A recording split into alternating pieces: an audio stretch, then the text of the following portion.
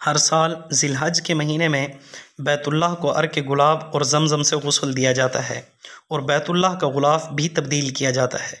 और जो गुलाफ तब्दील किया जाता है वो पुराना गुलाफ उसके टुकड़े कर करके जो इस्लामी ममालिक के सरबराहान होते हैं उनको फ़री के अंदर दिया जाता है, क्योंकि बैतुल्लाह का गुलाफ कितना ही कीमती क्यों ना हो उसको बेचने से हज़रत उमर रज़ी अल्लाह ताला अन्हु ने मना फरमाया था। तो इसीलिए आज भी मुफ्त के अंदर तकसीम किए जाते हैं। और बैतुल्लाह का जो गुलाफ है इसको बनाने वाली जो कंपनी है जिसके सुपुर्द ये काम किया गया था शाह अब्दुल अज़ीज़ ने, जिनकी ज़िम्मेदारी लगाई थी, उसका नाम उम्मुल कुरा है। और वही ये गुलाफ तैयार करती है रेशम से, काटन से, सोने और चांदी की धारों से। सोने की तकरीबन इसके अंदर 550 किलो मिकदार होती है और रेशम की मिकदार 650 किलोग्राम होती है। और ये जो आपको बीच के अंदर ये प्लास्टिक की दीवारें नज़र आ रही थी, ये प्लास्टिक की दीवारें हटाई गई हैं। जब गुलाफ पूरी तरह तैयार हो गया है तो लोगों ने अकीदत का इजहार करते हुए बैतुल्लाह की मोहब्बत के जज्बे के अंदर दौड़े हैं और बैतुल्लाह की दीवारों को चूमा है और दीवार को बोसे दिए हैं। जिस तरह शहद की मक्खियाँ मिठास की तरफ लपकती हैं, इसी तरह सारी इंसानियत दीवार की तरफ लपकी है और दीवार को चूमा है। तो ये अकीदत की एक मोहब्बत और अलामत है। सबसे पहले बैतुल्लाह के ऊपर गुलाफ चढ़ाने वाला तुब्बा शाह यमनी है, जिसका नाम सूरत दुखान के अंदर मिलता है, अहुम खैरुन अम कौम तुब्बा, और ये इस्लाम से पहले का है। बाज़ कहते हैं 7 सदियाँ पहले का है।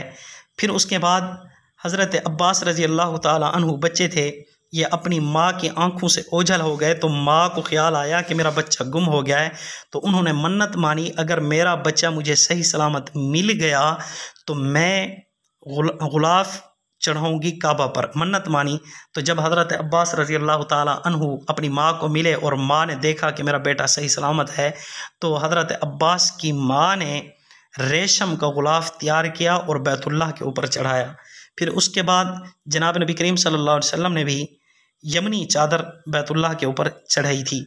फिर उसके बाद हज़रत मुआविया रज़ी अल्लाह ताला अन्हु के दौर के तक बैतुल्लाह के ऊपर गुलाफ चढ़ाते रहे और इसको किसी आलिम दीन ने, असलाफ में से किसी ने बुरा नहीं कहा, बल्कि ये कहा है कि ये गुलाफ ये ताज़ीम है।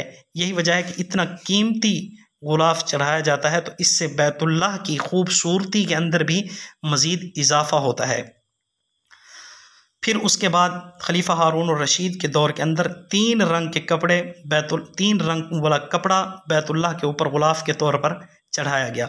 अब चूँकि पाकिस्तान से भी लोग आए हुए हैं, इंसानी अकल जो देखती आ रही है उसे मानती आ रही है। अब इन्होंने देखना है कि बैतुल्लाह के ऊपर चादर चढ़ाई जा रही है, गुलाफ चढ़ाया जा रहा है, तो मज़ारों के ऊपर चढ़ाना कौन सा कोई ऐब है, कौन सी कोई बिदअत है, तो मज़ारों के ऊपर क्यों नहीं चढ़ा सकते। इन्होंने यहाँ से दलील पकड़नी है, क्योंकि उल्टे कामों के अंदर तो हम वैसे भी माहिर हैं ना। तो इन्होंने क्या करनी है, दलील पकड़नी है और मज़ारों के ऊपर आकर चादरें चढ़ानी है। आपको बतलाता चलूँ, वो मस्जिदें जिनकी निस्बत बैतुल्लाह की तरफ है, जिनको बैतुल्लाह की बेटियां भी कहा जाता है, उन मस्जिदों के ऊपर हम गुलाफ नहीं चढ़ा सकते, तो मज़ारों के ऊपर कैसे चढ़ा सकते हैं। ये ताज़ीम सिर्फ बैतुल्लाह के साथ ख़ास है। जिस तरह गुलाफ कुरान पाक के ऊपर चढ़ाते हैं, दुनियावी किताबों के ऊपर नहीं चढ़ाते, ताकि कुरान पाक की ताज़ीम रह जाए। अगर एक तरफ दुनियावी किताब पढ़ी है और दूसरी तरफ कुरान पाक रखा हुआ है और उसके ऊपर गुलाफ चढ़ाया हुआ है, दुनियावी किताब के ऊपर भी गुलाफ चढ़ाया हुआ है, तो फिर इन दोनों के दरमियान ताज़ीम में कोई फ़र्क तो ना आया।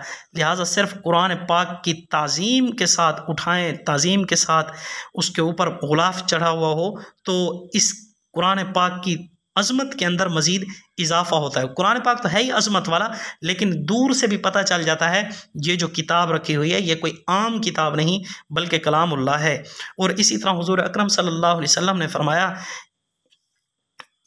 कि कुर्ब क़यामत इस्तर बुयूतकुम कमा तस्तिरुल काबा, कि तुम घरों को ऐसे ढांपोगे जिस तरह बैतुल्लाह को ढांपा जाता है।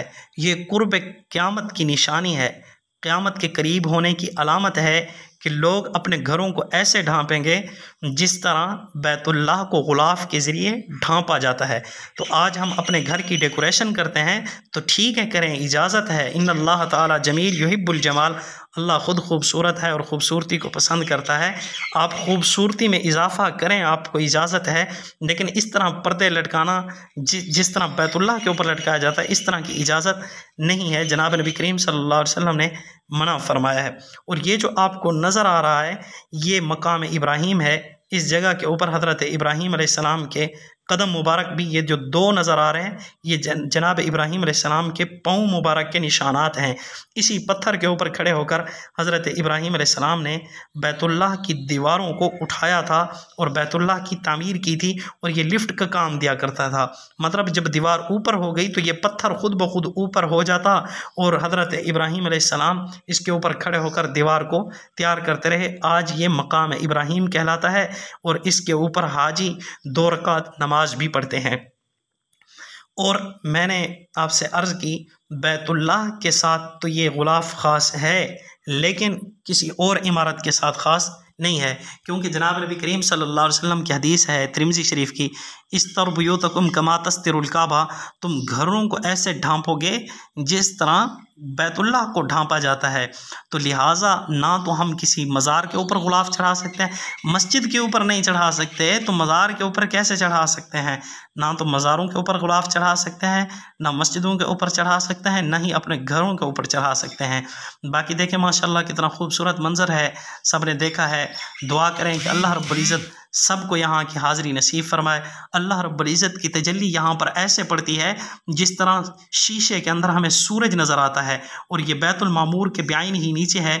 और जनाब नबी करीम सल्लल्लाहु अलैहि वसल्लम ने फरमाया, अल्लाह रब्बुल इज़्ज़त ने जब ये ज़मीन बनाई थी तो उस वक़्त अल्लाह रब्बुल इज़्ज़त ने ज़मीन का नक्शा सबसे पहले इसी जगह से खींचा था। पहले तो सारा पानी का पानी था, तो चंद पानी के बुलबुले उभरे, और जहाँ पर बैतुल्लाह है इसी जगह पर पानी के चंद बुलबुले उभरे, तो अल्लाह रब्बुल इज़्ज़त ने यहाँ से ज़मीन का नक्शा खींचा और ज़मीन बिछा दी। वल अर्ज़ बाद ज़ालिका दहाहा, ज़मीन बिछा दी। और ये जो बैतुल्लाह है ये वस्त ज़मीन के आइन दरमियान के अंदर है, मतलब जहाँ पर बैतुल्लाह है इसी जगह के ऊपर सेंटर है, ये सेंटर के अंदर बैतुल्लाह वाक़ है। तो गुलाफ तैयार तो हो चुका है, अब गुलाफ के अंदर काला और सफ़ेद कपड़ा होता है। तो ये कोई ख़ास तो नहीं है, बस ठीक है जो भी कपड़ा चढ़ाया जाए, क्योंकि और भी रंग साबित हैं। तो लिहाजा चूँकि अब काफ़ी अरसे से, तकरीबन 600 साल से यही रंग चलता आ रहा है, सफ़ेद और काला, तो इसीलिए सऊदी हुकूमत ने भी इसी रंग को तरजीह दी हुई है, सफ़ेद और काले को। तो जौन सा भी रंग हो इसमें कोई हर्ज नहीं है। तो मैं आपसे अर्ज़ कर रहा था, बैतुल्लाह के अंदर जो आता है, बैतुल्लाह को देखना भी सवाब है, और बैतुल्लाह के अंदर बंदा बैठा रहे तो इंसान के ऊपर अल्लाह रब्बुल इज़्ज़त की तजल्लियात पड़ती हैं, जिसको इंसान का दिल कबूल करता है, एक्सेप्ट करता है। तो हमें चाहिए कि हम बैतुल्लाह की ज़ियारत करें, बैतुल्लाह के अंदर हाज़िरी दें। और जो भी उम्रा करने के लिए या हज करने के लिए या ज़ियारत करने के लिए जाता है, तो वो बैतुल्लाह को देखते ही पहली नज़र के अंदर जो दुआ मांगता है, अल्लाह रब्बुल इज़्ज़त उसकी दुआ को कबूल फरमाते हैं, उसकी दुआ रद्द नहीं होती।